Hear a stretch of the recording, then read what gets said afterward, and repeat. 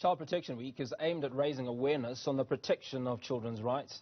But what about children who find themselves in conflict with the law? According to the Department of Social Development, more than 7,000 young people stand accused of various crimes across the country. These children are being kept at rehabilitation centres in preparation for their reintegration into society. Newzroom Afrika's Ziko Nachona visited one of the centres and gives us this report. At just 16, this young man found himself in trouble with the law. He's one of 48 children in conflict with the law at this center, all here for different crimes, such as rape, murder, and housebreaking. Akusinto emnandi ukuthatha umphefumulo womunye umuntu, especially unabantwana unanabazali bebadependele kuye, so angifuni uqamba manga ngihethekile kakhulu mawami. He shot and killed someone close to him. So la engibuya khona kwenzeka ngangabona ngaleso linye nalomuntu ngangihlala naye eJartini. Then I allowed amanga ukuthi angene, ngathatha amanga ebantwini, ngaqeka lo muntu lona ebengihlala naye because bukunamahemhem okuthiwa ubulale umamncane wami. Then ngathini mina, ngathi ngoba umamncane wami bukuyena umuntu obelapho for mina, umuntu bekanginakekela. Uma wami washona 2012, ubaba mangimazi, angazi nje ngahlangana naye ngabona ubuso bakhe. To be honest, ayikuthi wambulala, like ngavumela ingxeko ukuthi zingene ngaphakathi kumina. In 2017, he pleaded guilty to the crime and was handed a 4-year sentence.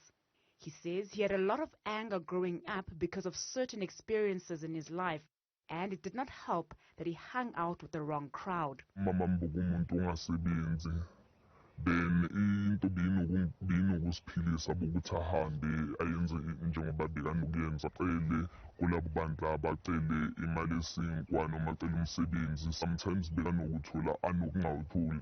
So labantu laba bekunokufika abantu besilisa abahlukahlukene eJartini, so bebanokuthi mabafika abanye banokumshaya ngikhona, abanye bamdlengulela ngibuya naye. I remember sasibuya somewhere sovakasha, bamdlengulela ngaphandle eJartini lasekhaya. Sometimes bukuyimi ngihamba ngicela imali esinkwa kwabanye abantu, ngicelela yena ngazi ukuthi useyinhlungweni, kumele aphuze amaphilisi, kumele ayenzeni. Sometimes besinokulala nasemgwaqweni. So zonke lezo zinto lezo zilezangidalela iy'nkinga ngaphakathi kwami.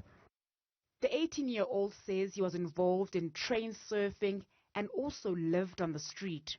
Mina into yangenza ngiyogibela itrain, abantu bengithanda ukuhamba nabo bebathanda ukugibela itrain. Abasekhaya bahlezi kwanele uyabhema, kwanele uyaphuza. Then ngathi yini into engingayenza engizobajabulisa. Then ngabona when I try ukubayenzela into enhle abayiboni, ngathi angcono ngiziphilele nabangani bami because manginabo bengifile ngathi laba umndeni wami. He says even though he was scared on the day of his sentencing, he believes being at the center saved his life. Kube ngilingaqhubeka ngadlala phezu kwetrain, ngabile ikhebulile langishaya noma ngangena phansi kwetrain, kube ngisaphila noma kanjani, angifuna ukuqamba manga mawami.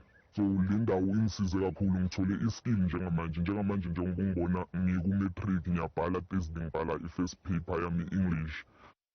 Lindokuhle Mavuso says he was a known gangster in the streets of Alexandra Township. He served time for murder between 2015 and 2019. He's back at the center to show off his skills. He now makes his own clothes. Mavuso says he lived a life trying to chase things his family could not afford. Because my friends now had branded stuff like Joanne's, Nike, Adidas, and all those nice cool stuff, phones, PSP, PlayStation, someone would have it, one of my friends. So now I had that pressure, now I can fit in. Like, let me do hustle, and the money I won't like again. So in a way, now I felt like I can fit in, There are shops in my township, in Pakistan. We used to rob Pakistan and then rob cars, sell cars. Yeah, stuff like that. Housebreaking, ganja. At the age of 16, he killed one of the shop owners. All the crime kept him so busy he dropped out of school in grade 10. While at the center, he completed his matric and says he learned to differentiate between what is important and what's not in life. Well, the community wasn't that happy because they knew ulindokuhle lowakudala, like the violent lindokuhle, usgebengu, gangster and so on. So when I came out, they weren't really that happy because they thought ukuthi ulindokuhle lo again he's gonna be violent, uzoshaya abantwana bethu, he's gonna steal from us. Only to find out like I've changed. Not like perfect. I do have my own mistakes, but I know what's wrong and what's right. So I changed, like ngiyabathungela manje because they trust me. They can come ngepesha athi ngidabukele lana ngicela ungipeshele angibhatali. The young people at the center attend school and do various activities for rehabilitation.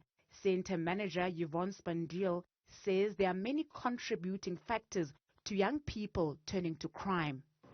A lot of the young people that comes here comes from sometimes dysfunctional families, things that has happened in the families that has made them to commit crime. Sometimes it's also poor parental,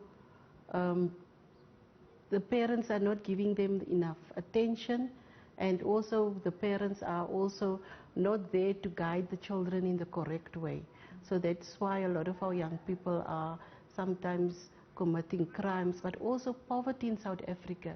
It plays a major role because especially if you look in Gauteng, young people comes from the various family backgrounds, and young people also want things in life, and that's why some of them will commit theft, and because they also want to wear the branded clothes and also to impress the friends, and that is sometimes where they sometimes commit these crimes of theft.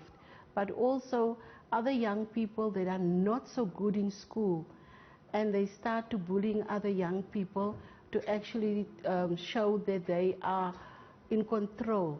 Yeah, a lot of our young people are suffering from conduct disorder, and that also plays a major role in their behavior.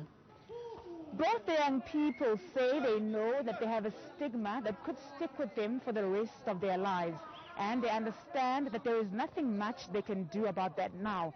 All they can do is focus on making better decisions going forward. For Newzroom Afrika on channel 405, I'm Zikhona Chona in Johannesburg.